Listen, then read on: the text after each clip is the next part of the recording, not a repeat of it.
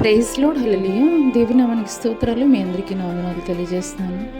ఈ దినం కొరకు దేవుడు సిద్ధపరిచినటువంటి మాటలు, ప్రియ సహోదరి సహోదరుడా, నీ జీవితంలో నీవు కలిగి ఉన్నటువంటి సామర్థ్యాన్ని బట్టి, నీవు కలిగి ఉన్నటువంటి కొద్దిపాటి ఆర్థిక స్తోమతను బట్టి, నా వల్ల ఏమీ కాదు, నేనేం చేయగలను, నేను ఏ రీతిగా ఆశీర్వదింపబడగలను, ఈ రీతిగా నీవు కలిగి ఉన్నటువంటి కొద్దిపాటి దాన్ని బట్టి నువ్వు ఇతరుల జీవితాలతోటి పోల్చుకొని నీలో నీవే కృంగిపోతున్నట్లయితే కనుక ఈ యొక్క ఉదయకాల సమయంలో ఒక గిద్యోను జీవితం ద్వారా దేవుడు నీతో మాట్లాడుతున్నారు. హల్లెలూయా. మిద్యానీయులైనటువంటి శత్రువులకు భయపడినటువంటి గిద్యోను గానుగ చోటున గోధుమలు దొల్లుకుంటున్నటువంటి సమయంలో యెహోవా దూత పిలుస్తున్నాడు గిద్యోన్ని, పరాక్రమం కలిగినటువంటి బలాఢ్యుడా అని. హల్లెలూయా. గిద్యోను ఉన్నటువంటి పరిస్థితి ఎంతో దయనీయమైనటువంటి పరిస్థితి. ఎందుకంటే ఒక పక్కన శత్రువులైనటువంటి మిద్యానీయులు తరుముతున్నారు. వారికి భయపడి గానుగ చాటున గోధుమలు దొల్లగొట్టుకుంటున్నటువంటి స్థితిలో ఉన్నాడు. కానీ వచ్చినటువంటి దూత ఏమని పలుకుతున్నాడు గిద్యోన్ని? పరాక్రమము కలిగినటువంటి బలాఢ్యుడా అని. హల్లెలూయా. మరి పరాక్రమం కలిగినటువంటి బలాఢ్యుడా అని ఆ దూత పలికినప్పుడు ఆయన అయితే కనుక మాట్లాడుతున్నాడు, గిద్యోను, అయ్యా, నాకు అటువంటి సామర్థ్యం లేదు, నన్నెందుకు ఆ రీతిగా పిలుస్తున్నావు? ఎదురుగా శత్రువులు ఉన్నారు, వారిని జయించడానికి కావలసినటువంటి సామర్థ్యం లేదు.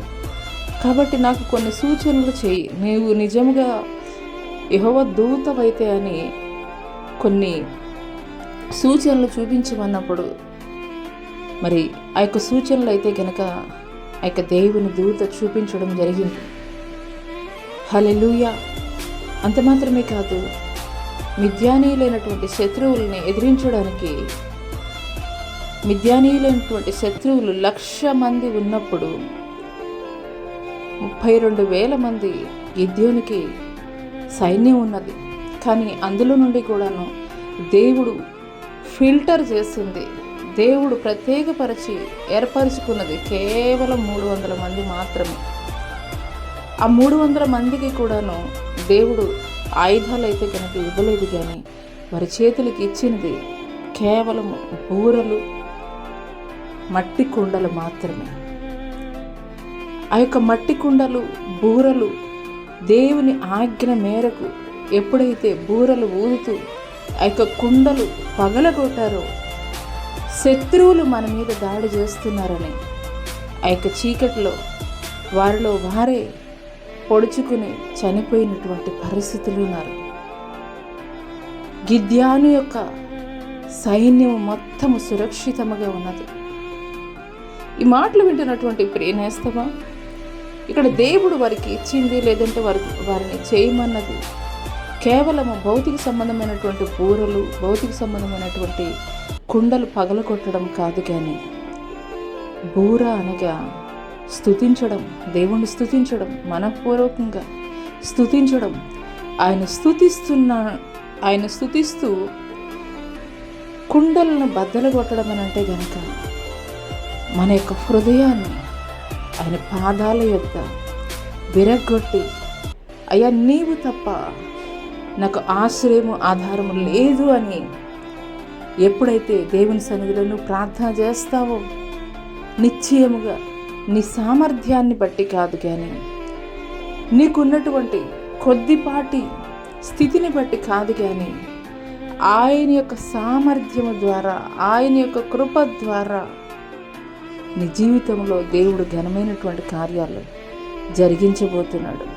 ఈ మాటలు దేవుడు నా కొరకే మాట్లాడుతున్నారని నువ్వు విశ్వసించగలిగినట్లయితే, నీ కలిగి ఉన్నటువంటి ఏ పరిస్థితిని చూసి కూడాను ఇతరుల జీవితాలతో పోల్చుకొని నీలో నీవే కృంగిపోవద్దు. కానీ దేవుడు గిద్యోను జీవితంలో ఏ రీతిగా గొప్ప అద్భుతమైనటువంటి విజయాన్ని ఇచ్చాడో, కేవలం 300 మంది సైనికులతోటి 1,00,000 మంది సైనికులు కలిగినటువంటి మిద్యానీయుల్ని ఏ రీతిగా జయించడానికి దేవుడు ఏ రీతిగా వారిని ఉండమన్నాడో, ఏ రీతిగా బూరలు ఊదుతూ కుండలు పగలగొట్టినప్పుడు వారి జయాన్ని పొందుకున్నారు, అదే రీతిగా దేవుణ్ణి స్తుతిస్తూ ఆయన సన్నిధిలో నీ హృదయాన్ని బద్దలు కొట్టి కన్నీరు కార్చి నువ్వు ప్రార్థన చేసినప్పుడు నీ ప్రతి పరిస్థితిని కూడా దేవుడు ఉన్నతంగా మార్చబోతున్నాడు.